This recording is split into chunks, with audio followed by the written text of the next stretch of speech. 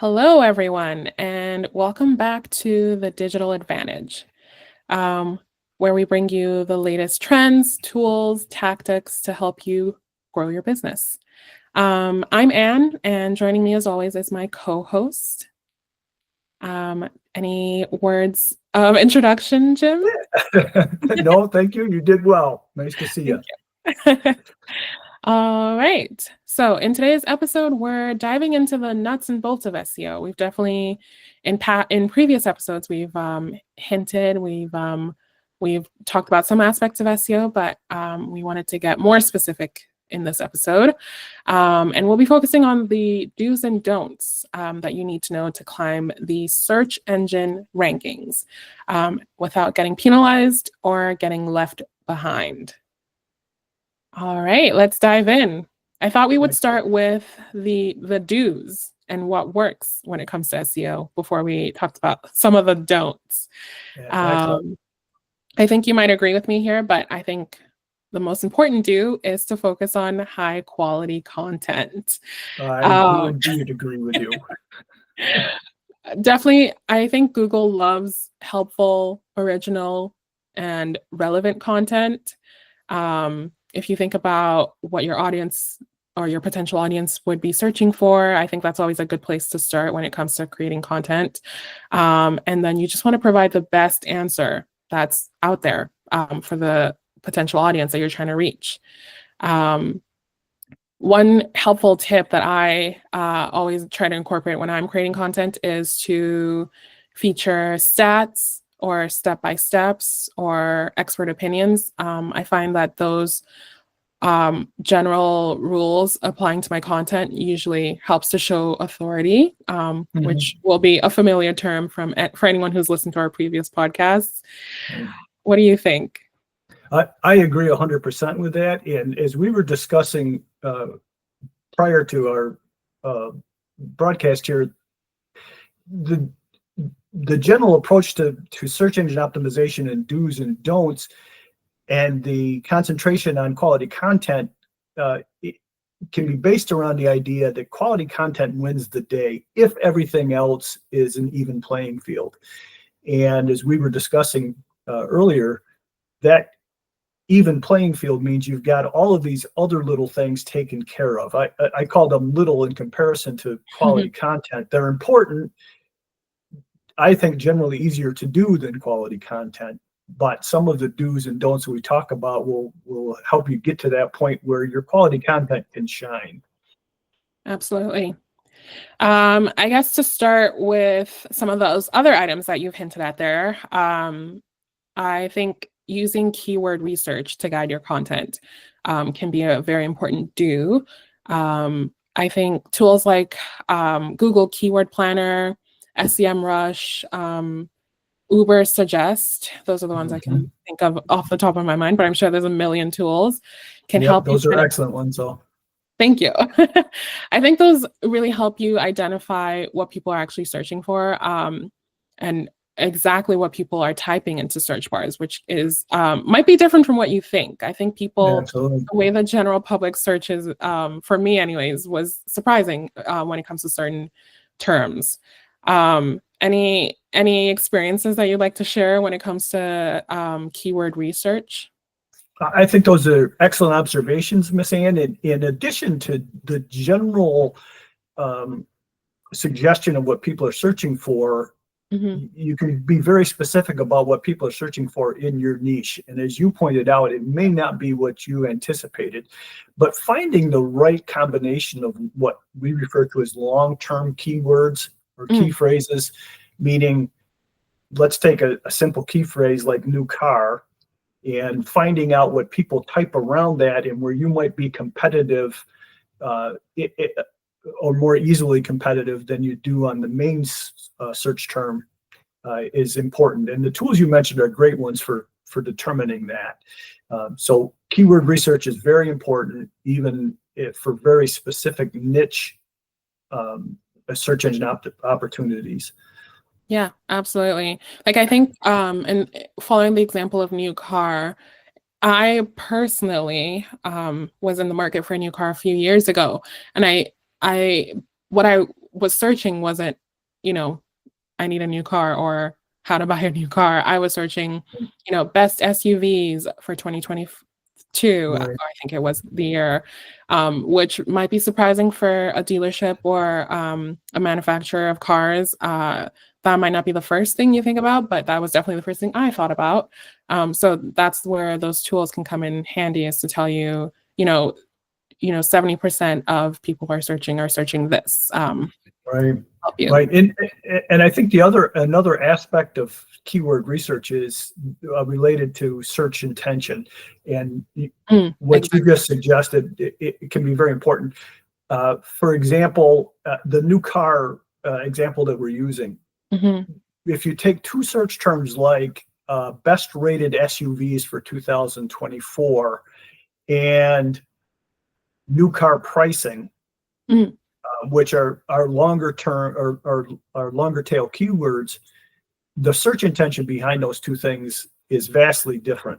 One is probably research based. When you're thinking about pricing, you could be doing a research project and wanting to know what the best prices are, or there could be lots of reasons for searching that particular search term that may not include buying a vehicle. Now, That's true. a car dealership is going to want to capture the intention. So best SUVs for 2024 may suggest a higher degree of intention or a higher degree of buying intention. And so you may not want to, you may want to make that differentiation and concentrate on the key terms that are going to best reflect search intention that you want to capture. Yes, that's a really good tip. Absolutely. We've run into that with clients, especially in the natural pest Oh, yeah. vertical, or natural That's, pest repellents. yeah. Pardon me, gracious sakes, niche. A lot of traffic related to keywords that have nothing to do with buyer intention, but there's folks doing research, finding content that probably are never going to buy from us. So that helps shape how we're going to write content to capture those visitors or capture the visitors with the intention that we're interested in. Yeah, absolutely. That's a great personal example from our experience. Another do that I can think of is optimizing title tags and meta descriptions. I think this was definitely a learning process for me as a content writer. It definitely wasn't in my wheelhouse originally, but as the SEO world has evolved, you have to pick up new skills. So I think, if for anyone who doesn't know, title tags and meta descriptions and meta tags, these are all the first impressions, is how I think of them in search results. So this would be the actual title that you see in a Google search result, which isn't necessarily, the title of your page, maybe, or content from your actual page. This is what you have prescribed as the information you want to show up in your Mhm. search results. Anything that you'd like to add? I feel like you're more of an expert in this field. Well, I related to what you just described, you're correct that about 70% of the time, somewhere between 70 and 75% of the time, Google is going to display your metadata, your title, and your description on their SERP pages for your particular search. Now, what about that other 25 to 30%? Mm-hmm. Well, if Google has looked through your site and decided what your content is about, and your meta information doesn't match that well, Mm, but there's particular search terms that people are using to find your content, they may make up something and place it in there. Generally, they'll say it's to your benefit. They're going to come up with their own information and interject it because your meta information or your metadata wasn't a good match. accurate Yeah, or a good match. So it's another reason to be careful about what metadata you're utilizing. There very true. was a time, as we've talked about in other podcast episodes, where metadata was what was most important in search engine optimization. It's not any longer, but there are negatives to not getting it right. I will share an example with a restaurant group that we work with. We've seen some great improvements in search engine optimization with metadata manipulation. And I Okay. mean that in a positive sense. We've tried different metadata on their sites and find that we can experience almost immediate results based on changes in metadata, which is uncommon in our experience. But I think it goes to say that even though Google has kind of depreciated metadata as a signal in their search engine optimization or in their ranking, it still can have an impact. It's still part of the picture. And I'd stress that there can be some negatives to not getting that right. Absolutely. And it seems like maybe depending on the industry that you operate in, maybe the importance maybe shifts slightly higher in certain industries.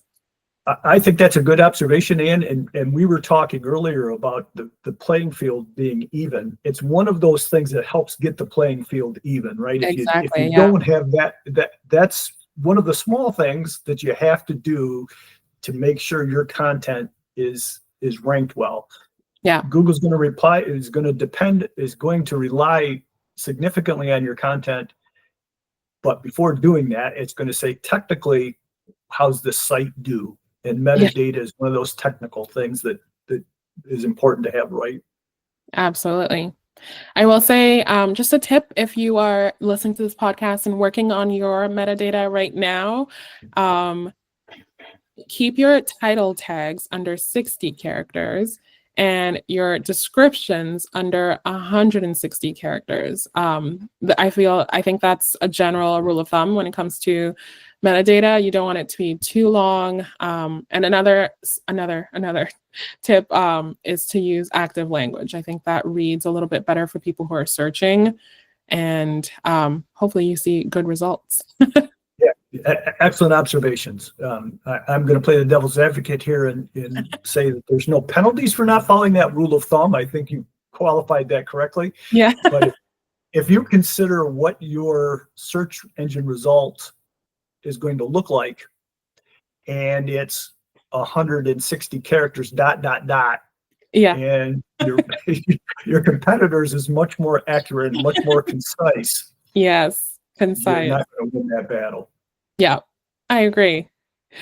Okay, so another do that we have to add to the list here is always ensure that you're paying attention to your website speed and mobile friendliness. I think a slow site, as every user of the internet knows, you lose you lose your users quickly, and also you lose your ranking power because Google does pay attention to that. And when it comes to mobile first indexing, if your site doesn't work well on mobile, you're practically invisible on Google.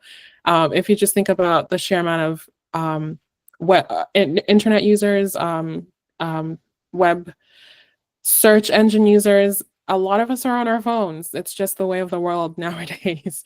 Not Yeah. saying you ignore how your website looks on a computer or a desktop, but there's most of the traffic is for most industries is coming from mobile. So you definitely want to make sure that your website is optimized for mobile. It's just another rule of thumb that you have to pay attention to now. Absolutely, and that's one end that I would say is greater than a rule of thumb. Okay. That's A rule that's of a law. yeah, that's right. Yeah, if we're going to qualify things by an even playing field, that's one that will put you deep in the hole. If your website is slow and doesn't work well on mobile, that one will count. As you may know, 3 or 4 years ago, maybe 4 or 5 years ago, I'm kind of dating myself now, Google was all about that. There was just that everything you read from Google, everything they suggested in their blogs was make sure you're mobile ready. And to your point, across the sites that we operate on or work with, the amount of mobile traffic is generally 70 to 75% of on average to sites, some higher than that, some lower, but in general, 70 to 75% of the site's traffic is generated on mobile phones. The other thing to think about that in the technical aspect is that a lot of that traffic is not on a Wi-Fi network. It's done over mobile data, which is slower. It's another reason to pay closer attention to your mobile site than it is to your desktop site. Yeah, Desktop very good sites, point. desktop sites generally have the advantage of being on a wired or Wi-Fi network faster. Yeah. So, of the things that we've talked about so far, Miss Ann, and your brilliant observations, speed and mobile friendliness probably are underneath content. If we're ranking things, that's Yeah, probably the most important thing. I would definitely agree. And the last do that I can think of, before I hand it over to you for any other do's that you can think of, the last one I had was using internal linking. And I think this is probably another rule of thumb because, well, I'll see what you rank this as in our list here. But internal linking is a wonderful way to guide your visitors through your site. And I think it's a very important part of your strategy when you're creating a website page. Just thinking about how you want your blog posts, your services, your product pages to kind of link to each other to help guide your website visitor through to hopefully a CTA that leads them to either subscribe or join or buy something. It's really important to think about how that journey should flow for the ideal customer, and make sure that you're using links on your content that help guide your user to the ideal flow. um, any thoughts or suggestions? Excellent observation. And again, I say again, if we just approach this the way that Google thinks about these things, or the Google mind thinks about these things, Mhm. what they're interested in is high usability, good information, or good information with high usability. And if you're going to lead your visitors through a particular journey on your website, making sure that the map to that journey is clear and distinct, and the path is well illuminated with the right kind of context around links and in links, it begins to make sense to you. If you were a visitor to a website that you'd never visited, not one that you built, but one that you've never visited, and were looking for specific things, what would you need to know that you were doing the right thing? And Absolutely. and Google has that thought in mind when they're ranking your information. If it is it clear what you want people to do on your website, is it going to be easy for them to do it? And that kind of covers everything we're talked about. If it doesn't load, Mhm. we've eliminated that, Awesome. right? Yeah. You can't use it if it doesn't load, right? Yeah. And then, as you just pointed out, some of the more subtle things like internal linking.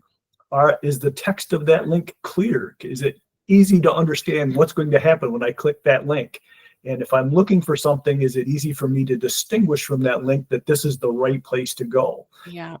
So all of those things are very important, and they are ranking signals. Internal linking is a ranking signal for Google. It's something that it keeps in mind. So again, to go back to the metaphor of the even playing field, if everybody in your vertical is doing exactly the same thing and at the same level, if you can massage and optimize these small things, your metadata, your internal linking, your site speed, your mobile usability, if you combine that with good content, you're going to win the day and be Yeah. ranked the way you want to be. Absolutely. All right. So are there any other do's that we haven't discussed already? Any other um um lessons that you've learned in the field working with clients that you think would be beneficial? Well, I think a couple of small things, Mhm. and we're concentrating on-site technical SEO now. Of course, there's Yeah. off-site technical SEO, which will probably be another podcast. But one of the things you can make sure to do on your site is to make sure that you're using alt tags on all your images, Oh, and great. and and and descriptive alt tags. And we may have alluded to this in prior podcasts, but Google image search is the Mhm. second or third largest search uh, use across the internet, Yeah. which means if you got a picture of your new car and it's Mhm. something people are looking for, chances are there's a good chance they're going to be searching images. And if Yeah. your image is the best description in the alt tag, and like metadata, alt tags are information that you provide to Google that your users don't see, but Google does.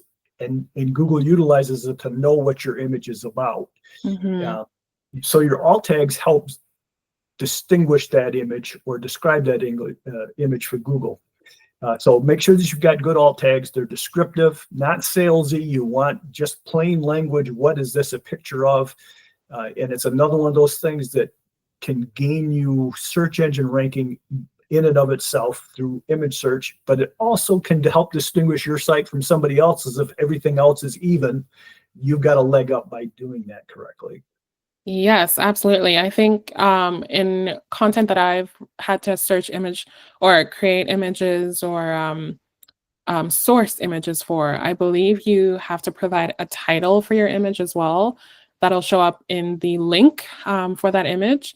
And then, as you mentioned, alt tags, and then image description, like you mentioned, Right. for people who are maybe visually impaired, or if the image doesn't Right. load, this is where that'll come in as well. So very Yeah, important things. absolutely. Yep, and that's a subject probably for its own podcast. But you, Yeah, accessibility. accessibility is a big thing and probably a growing thing in terms of what Yes. Google thinks of your website. I'll characterize it as a challenge. The challenge now is that so few sites pay attention to accessibility. Mm. It's one of those things you can kind of get away with not doing now and not be penalized for it. But I think as time moves forward here, it's going to become a larger and larger impact on search engine ranking. Yeah, agreed. All right. Shall we move on to some of the don'ts? What do you Oh, think? yes, absolutely. Okay. The first one that came to mind for me is keyword stuffing and over optimizing. I think this is a big red flag for search engines, especially Google. I think if your paragraph sounds like it's written for a robot, I think Google will notice that. If your image has alt tags that have nothing to do with what the image is of, Google will definitely notice that. And you never want to be on the bad side of Google. It's hard to climb back from that hole. It absolutely is. Yes. And that's a great observation. I think you characterized it very optimistically to say keyword overstuffing and over optimizing. Over optimizing. Everything's over. Yeah. So yes, in fact, if you're writing just to feature your keywords, you're going to cause a problem. It's not usable. If you think about it in terms of a TV show that someone's watching, if the subject of the TV, whatever the episode is just used over and over and over and over again, you're going to turn it off. People are not going to be interested. They want a general idea. They don't want to be inundated and force-fed the keyword over and over again, and Google knows that. Yeah. Now, there was a time, as you probably know, that after the metadata was depreciated, Introduce, yeah. it was find the keyword percentage and do that. There's still some benefit to that in terms of your competitors. If you're looking at how often they use their keyword, the better approach is write natural language. And if you can get somewhere in the ballpark of your competitors, if it's going to be a head-to-head competition, you're probably okay. The idea is write better content, use the keywords, as we've talked about, make sure that your metadata matches, but don't overdo it. Absolutely. The next don't that I can think of, I think maybe you can speak more to this than I can, but that's neglecting technical SEO. So I think we have alluded to this a lot. If you have the best content, your site still won't rank if you have crawl issues and broken links or duplicate content issues. I'm trying to think of any other technical SEO errors that I've seen in my lifetime. Any that you can add to the list here? Not add to your list. That's very comprehensive, and you mentioned a couple of things that we didn't talk about in do's, but uh, we could add in here, make sure that you've got an up-to-date sitemap that Google can use to help Great one. find your content. But to reuse the probably overused metaphor, you want to build an even playing field. Yeah. You want to make sure these Yeah. technical things are taken care of so your content can shine, right? You don't want Google coming to your site and starting to identify things that are wrong with your site technically and never getting to your content. Yeah. So an up-to-date sitemaps helps Google find your content, and it may be something that your competitors aren't doing. Mhm. And duplicate content can result in a penalty. Doesn't always, but it can. But it's a reason for Google to say, you know what, your competitor site doesn't do this, so we're going to rank them higher. Higher. So Exactly. Yeah. get the technical stuff taken care of, and then make sure that you're writing good content. Yeah. A tip that I think we can add here is the use of Google Search Console. It's a tool, it's very beneficial, it's relatively user-friendly, but you can use that to monitor your technical issues, or you can hire someone to monitor those technical issues for you. But Google Search Console is a great tool to employ for that Uh, use. Agreed. You know, I also want to add, this is a life lesson learning here, but I worked on a website project a while ago, and um, I'm not sure, this is definitely not my error, so I can speak about it freely.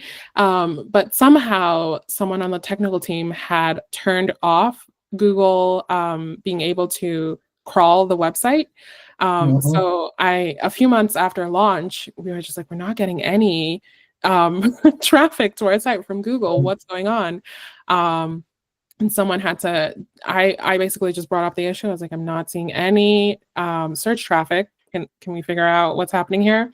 And the more technical minded people search that. So I just wanted to bring it up as a potential issue. If you're not seeing any search traffic, Yep. definitely look into that. And we use Search Console, and that's how we were able to identify the issue. I don't know if you've Yep. ever ran into anything like that before. We have, as a matter of fact, Okay. a case where a client had migrated. We didn't host their sites, but we did do the SEO, or we were asked to do the SEO after this failure. They had migrated their sites from one WordPress provider to another, Okay. and the same thing happened. Search traffic went through the basement. Yeah. And as it turns out, they had a robot.txt that told Google not to spider their site. Hmm. And how and why that ever happened, robot.txt is another one of those technical things that I won't go into details here, but suffice to say, in this instance, the robot.txt told Google not to search their site, not to spider its content. And the result of that, as you identified, we found that error, helped them fix it, but it took weeks to get back to where Google was looking at that site at all. Absolutely. Yeah. So yeah, it's a terrible hole to dig for yourself, but a great observation. All right. I have another don't. And I don't have a ton of experience with this, so I'm hoping you can help me out here. But using black hat SEO tactics. I think this is one of those industry terms that maybe some business owners who are listening might not be aware of, but things like buying backlinks, cloaking, which is a term I recently heard, or using link farms. I think sometimes they can result in a short-term boost, but in the long term, I've heard and witnessed that they tank your site rankings. Any Yeah. experience with that? Not experience specifically, because we avoid them. And Yeah. I'll just expand a little bit on the nomenclature here. So in SEO, there's essentially black hat and white hat, and in the middle, there's gray hat. Oh, I Black didn't know hat, there were so many hats. yeah, yeah. Black hat, as you have explained, is trying to take advantage of Google, trying to find ways to rank that aren't legitimate, that aren't based on the do's that we've talked about. Mm. That may include buying backlinks or link farms, as you pointed out. anything that Google suspects is you trying to take advantage of them, they're going to penalize you for. And like we just talked about with the two circumstances, the robot.txt and the experience that you shared, once you've got Google sideways and they're not happy with your site, trying to get back is a bear. And it can take more time than you want to invest. So the white hat side of that is you're doing the right things. You're doing the things we talked about in our do's. You're making sure that technically your site is sound. You're looking for legitimate backlinks. You're writing quality content. That's all white hat. Now, gray hat are things that you're doing that are questionable. You don't know how Google's going to feel about that, but you know, you're saying I'm only doing this for search engine ranking. Okay. And Google may determine you're trying to take advantage of us and penalize you anyway. It may not be in their rules and policies, but they're going to sniff out the fact that the reason you're doing this is not for your users, it's not for your visitors, it's so that you'll rank better. And either not count it or penalize you for it. So white hat only. It's not worth the risk of doing anything gray hat, and it's definitely not worth doing anything that's black hat. If a search engine optimization agency comes to you and say, we guarantee these things, you're probably looking at black hat, and it's probably going to cost you in the end. So yes, excellent observation. Don't engage in black hat. If you think it's black hat and you're not sure, it's probably gray, and you don't want to do it. Yeah, absolutely. If it sounds too good to be true, don't do it. I think that's a good life lesson. Yep, perfect advice. Okay, so the only other don'ts that I can think of are some things that we've probably talked about the good side of it in the do's. But the don'ts would be don't ignore mobile optimization and don't forget about user experience. I think it's keeping in mind that it's not just about pleasing Google, it's also about providing value, and easy navigation for actual people visiting your site is a good thing to keep as your gold star, your North Star. And also important to remember that I think we already talked about this, but 70% of traffic on any site is from mobile phones. So if your site isn't responsive, users will bounce, and that definitely affects your rankings. So don't do that. Don't forget mobile, and don't forget your actual users. Excellent. And I'm going to draw on something you said, where you said, don't please, I forget how you said it, but it had to do with pleasing Google. And I think that those are two good polls to look at: pleasing Google and pleasing your users. If you please your users, you're going to please Google. That's what Google's looking for. Yeah. And the opposite may not be true.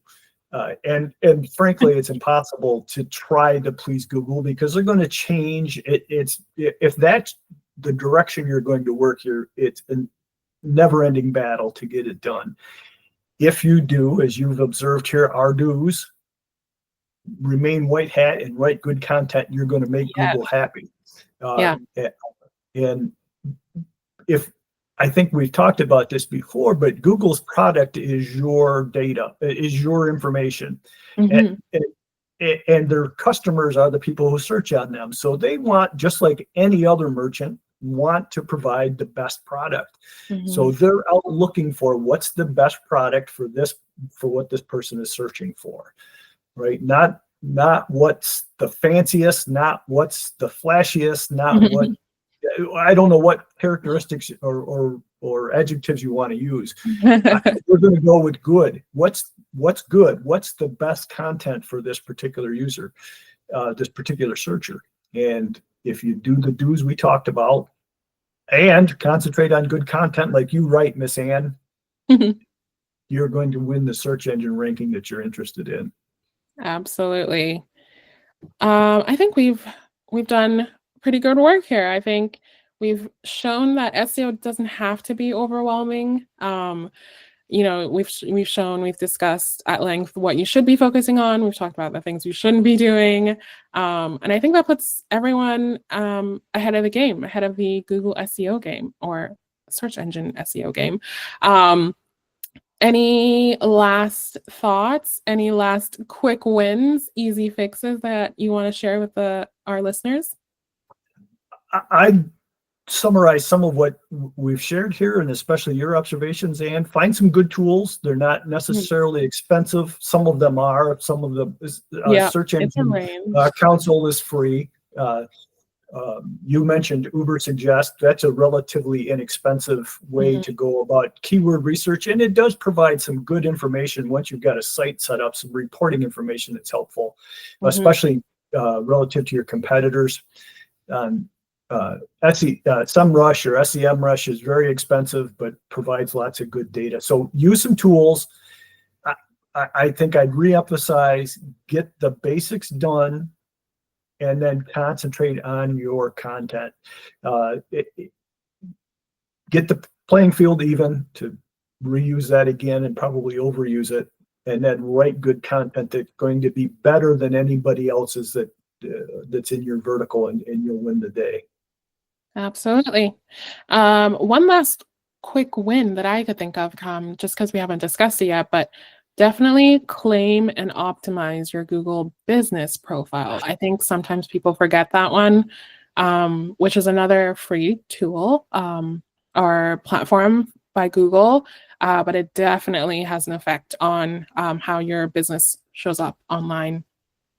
Oh, that's an excellent observation, Miss Ann. That's fantastic and very, very important. Right? And just for making this as visible as possible, your business profile is probably going to show up near the top of the page in Mhm. Google in what was referred to as the local pack. If you can dominate that, it's always at the top of Google pages, Google search pages in local search. Very, very important. And a couple of things related to that are, make sure that you're answering your reviews, encourage reviews. That's a signal for Google, is how many reviews you have and how well you're ranked and how well you're interacting, how often you're interacting with your reviewers. Very important. Post updates there. If you've got a blog and can make a short story out of a blog article, post it to your Google business profile. Keep it active, Yeah. and all of those things will work to your advantage in that particular space on Google's search pages. Excellent. All right. That's all we have for today. Thanks for tuning in. We hope you've enjoyed this episode and hopefully you learned something new. And don't forget to subscribe and share it with any business owners that you have in your life. Um, we'll see you next time. Excellent. Thank you, Miss Ann.